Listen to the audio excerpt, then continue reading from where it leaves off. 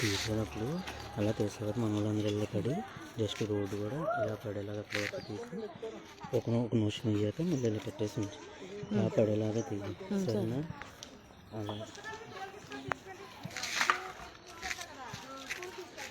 అలా పర్లేదు దాని ఇబ్బంది ఏం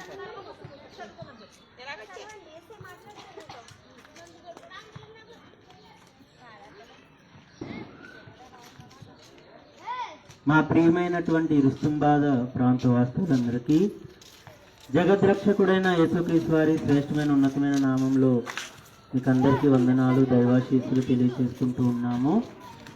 ఇప్పటికీ 2024 సంవత్సరాల క్రితము మనుషులందరి పాపముల నిమిత్తము మరి యేసుక్రీస్తు ప్రభుల వారు శిలువలో చనిపోయి మరణించి మరలా 3వ దినాన్ని తిరిగి లేచారు.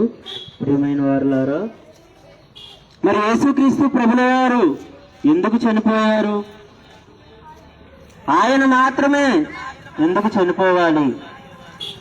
ఇంకా చాలా మంది ఉన్నారు కదా పాపాలను తీసివేయడానికి. మన గ్రంథాలు ఘోషిస్తూ ఉన్నాయి, రక్తము చిందించకుండా పాప క్షమాపణ కలుగదు అని. సర్వ పాప పరిహారం రక్త ప్రోక్షణం అవశ్యం, తద్రక్తం పరమాత్మైన పుణ్యదాన బలియాగం అని చెప్పి మన గ్రంథాలు చెబుతా ఉన్నాయి. రక్తము చిందించకుండా పాప క్షమాపణ కలుగదు అని అన్ని గ్రంథాలు చెబుతా ఉన్నాయి. మనము కోళ్లను, ఎడ్లను, మేకలను మరి బలి ఇస్తూ ఉంటాము మన పాపాలు పోవడానికి. మన పురాతనమైనటువంటి కాలం నుండి కూడా వస్తున్న ఆచారం ఏమిటంటే రక్త ప్రోక్షణము, రక్తము చిందించబడాలి. మన పాపాలు పోవాలంటే రక్తము చిందించబడాలి. వేదాలలో దేవునికి ఉన్న ఒక పేరు ఏంటంటే యజ్ఞ ప్రజాపతి, యజ్ఞమైన వాడే ప్రజాపతి. మరి మనుషులందరి కోసము చనిపోయిన వ్యక్తి ఎవరు అని మన గ్రంథాలను చూస్తూ ఉంటే ఒకే ఒక్క ఆయన కనబడుతూ ఉంటారు, ఆయన ప్రభు అయిన యేసుక్రీస్తు. నీ కోసం నా కోసం సిలువలో చనిపోయారు. ఆయన మరణించి 3వ దినాన్న తిరిగి లేచిన దేవుడు. ఆయన చెబుతా ఉన్నాడు, ఘోరమైనటువంటి అగ్నిగుండం అనేది ఉన్నది, దాని నుంచి మనందరము తప్పించబడాలి అని చెప్పి మీ అందరి కోసము నేనే సిలువలో ప్రాణం పెడుతున్నాను, మరలా 3వ దినాన తిరిగి లేచానని చెప్పిన దేవుడు నజరేయుడైన యేసుక్రీస్తు వారు. ఆయన చెబుతా ఉన్నారు, నేనే మార్గమును సత్యమును జీవమును, నా ద్వారా తప్ప ఎవడునూ తండ్రి యొద్దకు రాలేడు అని.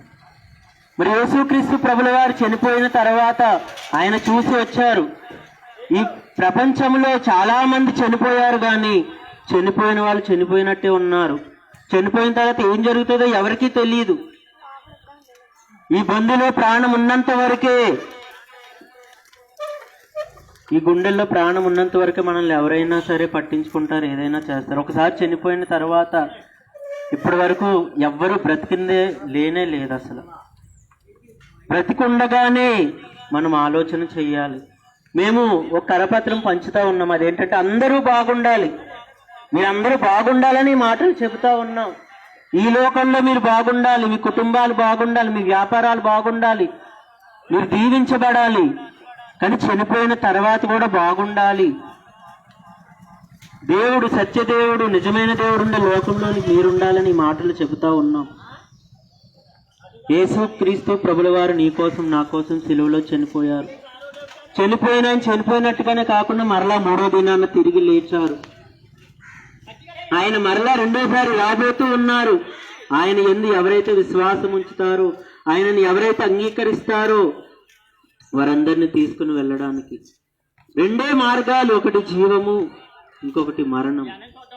జీవ మార్గమును చెప్పమన్నాడు యేసయ్య.